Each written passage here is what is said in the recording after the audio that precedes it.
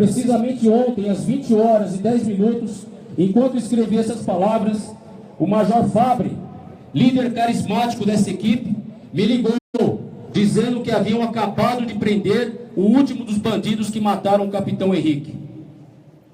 Então, a senhora Roberta, aqui presente, os filhos do capitão Henrique, aqui presentes, lhes digo que a promessa que lhes foi feita e começou a ser cumprida no dia seguinte, com diversas prisões, foi, felizmente, finalizada ontem por esses homenageados. A rota sai em comboio e retorna em comboio, porque há um significado nisso. Hoje, finalmente, o comboio com o capitão Henrique e nosso orgulho adentra esse quartel. A missão foi cumprida.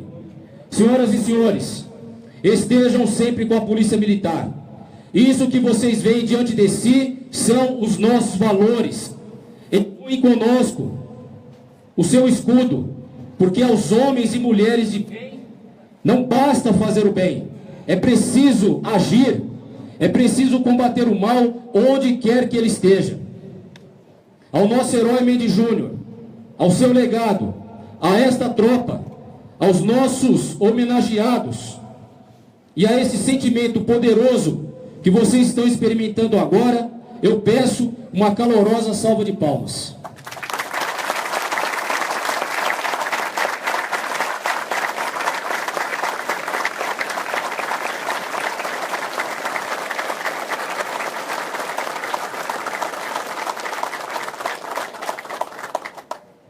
Quartel da Luz, 10 de maio de 2017, Dia do Herói.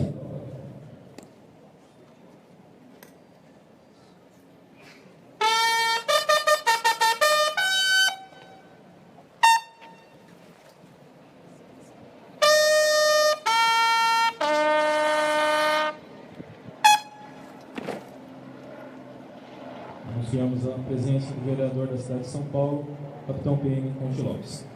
Palavra de 1969. Convidamos o ilustríssimo senhor Coronel PM José Sampaio Lopes, representando da turma do capitão PM Alberto Mendes Júnior, pelo uso da palavra.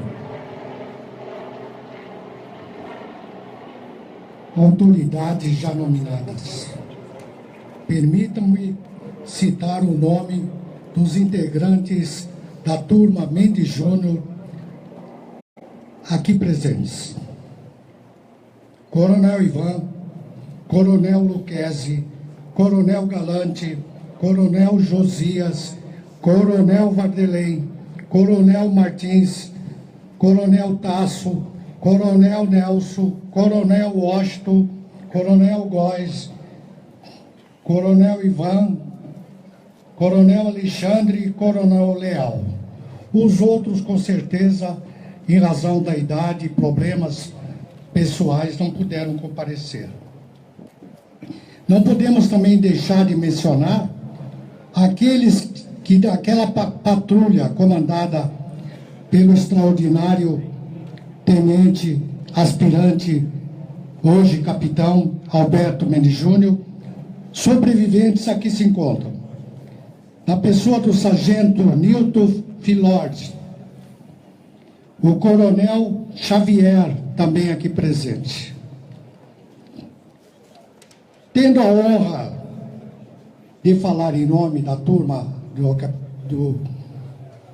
do Alberto Mendes Júnior, possuidor de espírito jovem e alegre, o sempre sorridente português, português para os colegas íntimos, um jovem de 23 anos, ele realizou o ideal do herói, não retroagindo um só milímetro na defesa dos princípios éticos e morais, bem como no cumprimento daquele dever sagrado, procedido através de juramento na nossa Academia do Barro Branco. De ser preciso for o que ele fez, perder a própria vida. Tenente Alberto Pedro Júnior, do 1º Batalhão Tobias de Aguiar, em 8 de maio de 1970, à noite do Dia das Mães, aproximadamente às 21 horas, estando no comando de um pelotão com 20 homens, pelo município de Sete Barras, foi emboscado pelo marginal, o marginal Carlos Lamarca, ex-capitão do extraordinário exército deste país, comunista, desertor, traidor, e mais 6 militantes daquela organização terrorista denominada VPR, Vanguarda Popular Revolucionária. O comandante Mendes Júnior decidiu se entregar como refém àqueles animais, àqueles crápulas, desde que seus subordinados que se encontravam feridos pudessem receber o adequado socorro.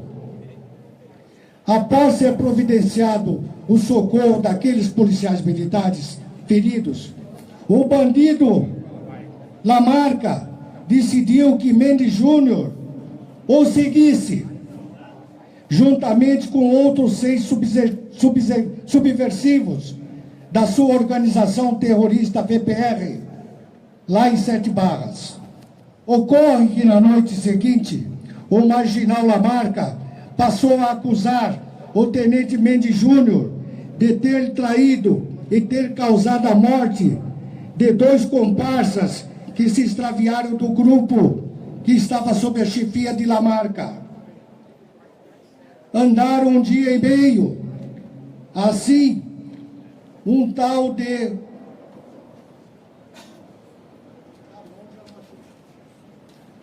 Obrigado. Um tal de tribunal revolucionário, formado por terroristas, bandidos, condenou o tenente Mendes Júnior à morte. À morte. Além do criminoso Lamarca, os malfeitores Diógenes Soprosa de Souza, Ariston Oliveira Lucena, filho do doutor, Yoshitami Fujimori, Edmauro Golperti, José Araújo da Nóbrega, Gilberto Faria Lima e outros, das mencionadas organizações subversivas que deram apoio e andam por aí até hoje, ocupando elevados cargos públicos da República, foram os responsáveis pela execução do nosso herói Mendes Júnior. O corpo de Mendes Júnior somente foi encontrado em 9 de setembro do mesmo ano, após a prisão do terrorista Ariston Lucena, que apontou o local em que o corpo estava escondido, ocultado. Alberto Mendes Júnior foi velado aqui na sede desse extraordinário batalhão, Tobias de Aguiar, no Salão Nobre, seguindo seu enterro para o cemitério. Naquele dia, a cidade de São Paulo parou, calculando seu acompanhamento de aproximadamente 100 mil pessoas. São Paulo parou. Importante conceitualizar, estamos falando no ano de 1970, em que não havia diversas ferramentas de comunicação hoje, em que qualquer fato relevante é transmitido em segundos para milhões de pessoas. Não havia internet, celular e muito menos aplicativos como Facebook e outros.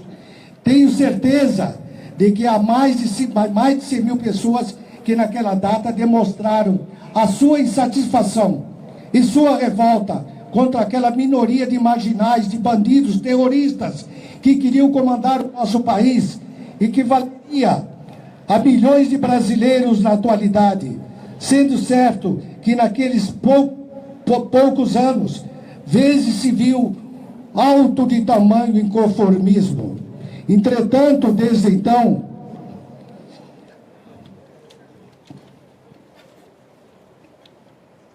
Entretanto, desde então, a verdade dos acontecimentos vem sendo distorcida, encabeçada por alguns órgãos de mídia e por integrantes do campo artístico nacional que dominam os meios de comunicação.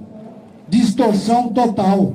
Tais farsas levaram a Comissão de Mortos Desaparecidos e a Comissão de Anistia a conceder aos familiares do terrorista Carlos Lamarca a receber os benefícios do posto de general de brigada, a indenizações de R$300 mil e 902.715,97 centavos, isentos do imposto de renda. Diante de decisões do governo de indenizar indevidamente a família dos delinquentes, Lamarca, o Clube Militar do Estado do Rio de Janeiro, requereu à Justiça Federal a anulação da anistia post-mortem de Lamarca e provento de general de brigada. No entanto, o Tribunal Regional Federal da Terceira Região decidiu pela promoção de Lamarca ao posto de coronel, com soco de general de brigada, tal como a Comissão da Anistia havia previsto. A despesa total com os anistiados políticos parece um saco sem fundo, uma caderneta de poupança, pois o protocolo da Comissão de Anistia é permanentemente aberto em se tratando de violações imprescritíveis e cuja reparação pode ser requerida a qualquer tempo. Veja que até 7 de novembro de 2016 foram contabilizados 75 mil processos com pedidos de anistia, assim como, é claro, a devida reparação econômica. Ainda em 17 de 11 de 2016, nosso Supremo Tribunal Federal, em sede de recurso extraordinário com repercussão geral, ou seja, com aplicação vinculante a outros processos, em que há discussão acerca da mesma tese jurídica, decidiu pelo pagamento imediato de valores retroativos a anistiados políticos. Contabiliza-se um montante de pouco mais de 8 bilhões de reais.